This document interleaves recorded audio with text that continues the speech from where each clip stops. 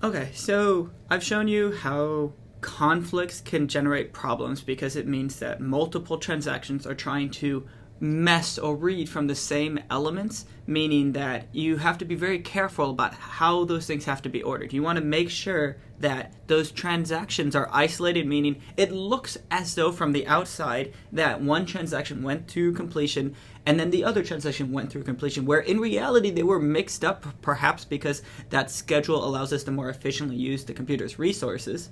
So what we want to do is we want to say for a given schedule, once again a schedule is a series of actions like reads and writes from different transactions on different database elements, we want to see if a given schedule is serializable, or for the purpose of this class, if they're conflict serializable, meaning that you can do those conflict equivalent swaps to basically convert it from whatever it is to a serializable schedule.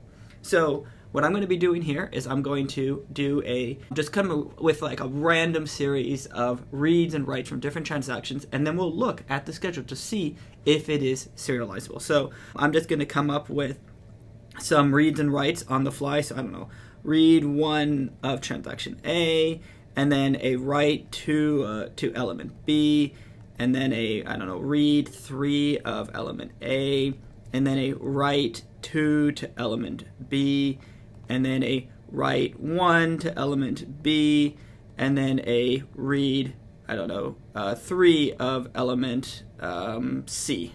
Sure. All right, so there is my sequence. That is my schedule. I want to see, is there a serializable schedule? So the way that you do that is you look for conflicts. Okay, so what are the rules for conflicts? Well, they have to be different transactions. Diff transactions. That's the first rule. Really, every action within the same transaction conflicts, but we don't really care about does this action in this transaction come before this action in the same transaction. That's pretty obvious. We're looking for interactions across transactions. We're looking for conflicts between actions in different transactions. The other big rule is they have to be affecting the same element.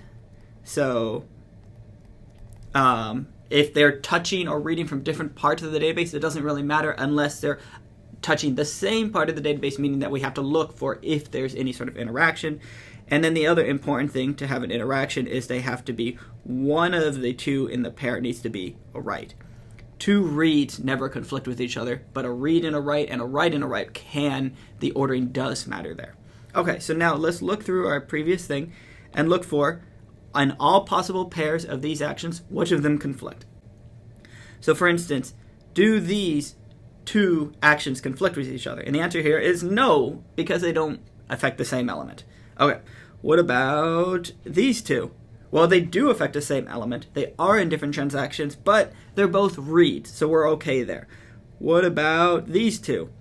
Different elements again, so we don't care. What about these two? Different elements, we don't care. What about these two? Different elements, they don't care. This first action has no conflicts with anybody. Okay, and then we got to go through all possible pairs here. So what about these two? Different elements. These two? They're the same transactions, so they don't conflict. These two, okay, wait a second. Now we have a conflict. They're different transactions affecting the same element, and one of them is a write. Really, one or more is a write. They're both writes here. So what I'm going to do is I'm going to write them down right here. So I have a conflict between W2B occurs before W1 of B. Okay, now let's look for more conflicts. What about these two? Nope, they're affecting different elements. All right. These two, nope. These two, nope. These two, nope, because they're all different elements. These two, yeah, there is a conflict there. They're different transactions, same element. At least one of them is a write. So I have W2B, W1B. Okay? Do these two conflict? No. Do these two conflict? No. Okay. And so now after we have our conflicts, we can look at the implied precedence. Because we're never allowed to switch the actions that conflict with each other, we can know, hey, here, in this case, transaction 2 must come before transaction 1 in the possible serialized schedule. And this is the same thing here. Transaction 2 must become before transaction 1. And so now we can draw our precedence graph. So we have 3 transactions here. We have transaction 1, transaction 2, transaction 3. Now just draw circles around them. And now we can draw the arcs. We can draw the implied precedence. So T1 or T2 has to come before T1. So T2 must come before T1. And this is saying the same thing again. And so now the next thing we do is we look at, are there any cycles? Are there any cycles in this graph? No, there's no cycles at all. So then this graph is serializable. Serializable. Specifically, it's conflict serializable, which is a subset. But all we really care about is it's some form of serializable. All right, and so we'll repeat this process again. Here, let's do it. Another one here. Let's come up with another series of actions. R1A, R3A, write 2A, write 1A, or B. I guess I'll just do whatever I write. R3A, write 3A. Okay. So now, once again, let's look for possible conflicts. Do these two conflict? No, because neither one of them is a right. Do these two conflict? Yes, they do. R1 of A happens before W2 of A. What about these two? Different elements. What about these two? One of them's not a right, or I should say, one of them is not a right in this action pair. What about these guys? These ones also conflict. R1A, W3A. Okay, now let's go and check conflicts with the second one. Do these two conflict? Yes. R3A, W2A. What about these two? Nope, different elements. What about these two? Nope, one of them is not a right. What about these two? Well, they're in the same transaction, so we don't care. Do these two conflict? Different elements. Do these two conflict?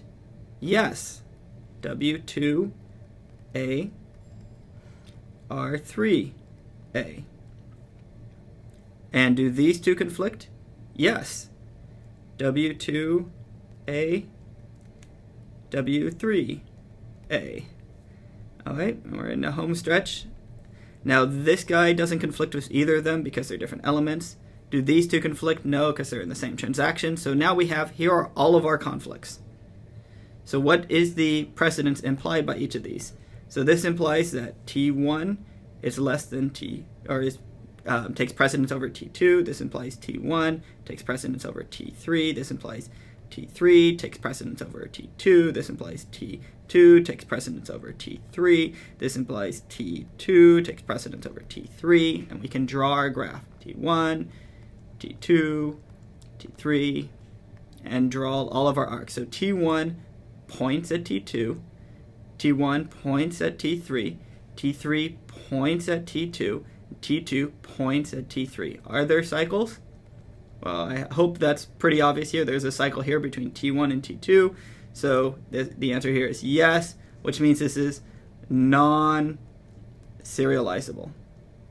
Non-serial. And that's bad. It means that this schedule can generate outcomes. It can generate a result that would never have occurred if you had the transactions occurring each in isolation. So this is a bad schedule. This is the sort of schedule we're trying to avoid. This is a schedule we're trying to detect and make sure doesn't happen.